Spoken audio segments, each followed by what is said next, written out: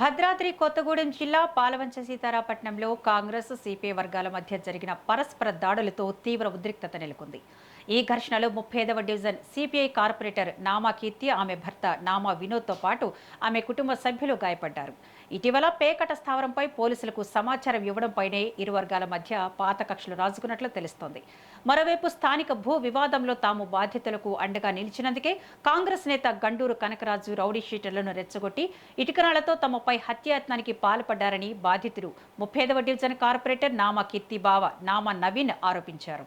ఒక ప్రజాప్రతినిధి కుటుంబానికి రక్షణ లేకపోతే సామాన్య ప్రజల పరిస్థితి ఏంటని, తమకు తక్షణమే రక్షణ కల్పించాలని, న్యాయం చేయాలని కార్పొరేటర్ నామా కీర్తి డిమాండ్ చేశారు. ఈ ఘటనపై పోలీసులు కేసు నమోదు చేసి దర్యాప్తు చేస్తున్నారు. పాలవంచలో ఎలాంటి అవాంఛనీయ సంఘటనలు జరగకుండా పోలీసులు భారీ బందోబస్తు ఏర్పాటు చేశారు.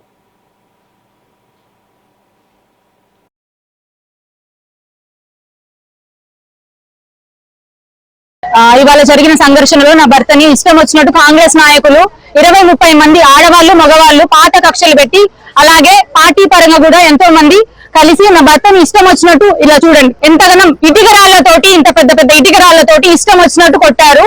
వాళ్ళు పాత కక్షలు పెట్టి ఆల్రెడీ వాళ్ళు మా ఇంటి మీదకి వచ్చారు, సంవత్సరం క్రితం వచ్చారు. వాళ్ళ మీద కేసు కూడా అయింది, కేసు కూడా ఫైల్ అయింది. అయినా కానీ మాకు రక్షణ లేదు. ఒక కార్పొరేటర్ అయి ఉండి నాకే రక్షణ లేనప్పుడు నేను ప్రజలకి ఎలా సహాయం చేయగలను?